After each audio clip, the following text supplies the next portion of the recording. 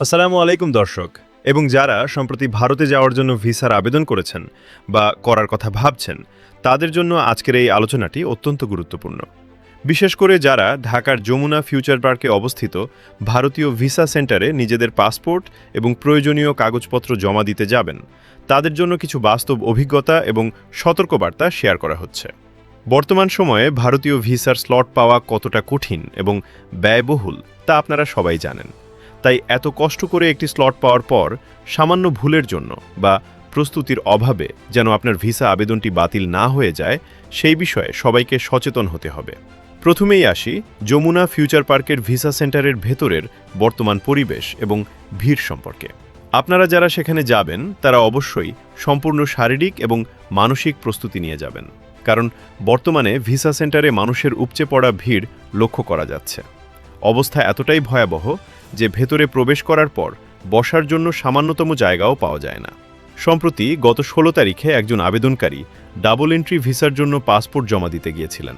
তার অভিজ্ঞতা থেকে জানা যায় যে ভিসা সেন্টারের ভেতরে প্রবেশের পর তাকে টানা 5 ঘন্টা দাঁড়িয়ে থাকতে হয়েছিল এবং দীর্ঘ 5 ঘন্টা অপেক্ষার পর তিনি একটু বসার জায়গা পেয়েছিলেন। তাই যারা সেখানে যাবেন তারা অবশ্যই হাতে প্রচুর সময় নিয়ে যাবেন এবং শারীরিক কষ্টের জন্য প্রস্তুত থাকবেন। সাথে পর্যাপ্ত পানি এবং শুকনো খাবার রাখা ভালো, কারণ দীর্ঘক্ষণ লাইনে দাঁড়িয়ে থাকাটা বেশ কষ্টকর হতে পারে। এরপর আসা যাক ভিসা ফর্মে ভুল সংশোধন বা কারেকশন প্রসঙ্গে। অনেকেই একটি সাধারণ প্রশ্ন বারবার করে থাকেন যে ভিসা আবেদন ফর্মে কোনো ভুল হলে ভিসা সেন্টারের ভেতরে ৩০০ টাকা ফি দিয়ে সেই ভুল সংশোধন করা যায় কিনা। এর একটি পরিষ্কার এবং সরাসরি উত্তর হচ্ছে না। বর্তমানে এই কারেকশন সুবিধাটি সম্পূর্ণ বন্ধ রয়েছে। আগে হয়তো ভেতরে টাকা দিয়ে ছোটখাটো ভুল ঠিক করার সুযোগ ছিল, কিন্তু এখন সেই সুযোগ আর নেই। তাই ভিসা ফর্ম পূরণের সময় চরম সতর্কতা অবলম্বন করতে হবে। নামের বানান থেকে শুরু করে পাসপোর্ট নম্বর এবং অন্যান্য সকল তথ্য বারবার মিলিয়ে দেখতে হবে। ফর্মে কোনো ভুল থাকলে আপনার ফাইল জমা নেওয়া হবে না এবং আপনাকে খালি হাতে ফিরে আসতে হবে। সবচেয়ে গুরুত্বপূর্ণ যে বিষয়টি নিয়ে এখন আলোচনা করব তা হলো অ্যাপয়েন্টমেন্টের সময় এবং ভিসা সেন্টারে প্রবেশের নিয়ম।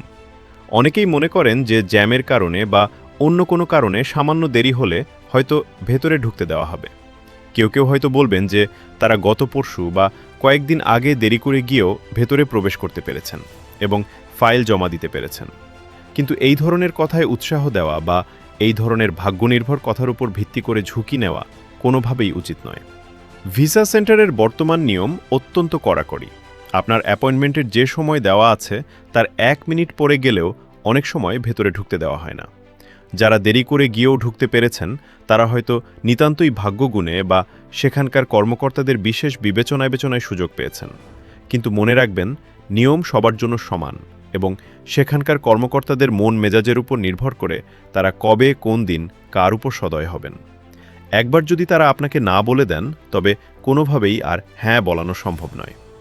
এত টাকা খরচ করে এবং এত কষ্ট করে পাওয়া স্লটটি শুধুমাত্র আপনার একটু দেরির কারণে বাতিল হয়ে গেলে এর দায়ভার কেউ নেবে না। অন্যের ভাগ্যের উপর ভরসা করে নিজের ভাগ্যকে ঝুঁকিতে ফেলবেন না।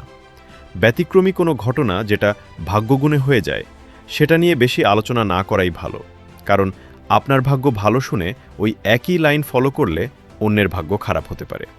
তাই চেষ্টা করবেন অ্যাপয়েন্টমেন্টের সময়ের বেশ কিছুক্ষণ আগে সেখানে উপস্থিত থাকার। যারা মেডিকেল ভিসার জন্য আবেদন করছেন তাদের জন্য বিশেষ সতর্কবার্তা হলো, আপনাদের অবশ্যই একেবারে হালনাগাদ বা লেটেস্ট মেডিকেল পেপার সাথে নিয়ে যেতে হবে। কোনোভাবেই পুরনো বা মেয়াদোত্তীর্ণ মেডিকেল রিপোর্ট দিয়ে ফাইল জমা দেওয়া যাবে না। লেটেস্ট মেডিকেল পেপার ছাড়া সেখানকার কর্মকর্তারা কোনোভাবেই আপনার কাগজপত্র গ্রহণ করবেন না। তাই যাওয়ার আগে অবশ্যই চেক করে নেবেন আপনার সমস্ত মেডিকেল রিপোর্ট এবং ডাক্তারের পেপারগুলো সাম্প্রতিক সময়ের কিনা।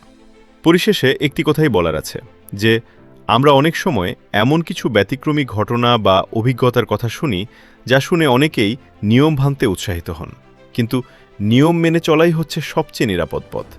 সাময়িক কোনো সুবিধার কথা শুনে লাফিয়ে ওঠার কিছু নেই, কারণ একজনের ক্ষেত্রে যেটা কাজ করেছে আপনার ক্ষেত্রে সেটা কাজ নাও করতে পারে এবং পরবর্তীতে কোনো নেতিবাচক ফলাফল আসলে নিজেকেই দোষী মনে হবে।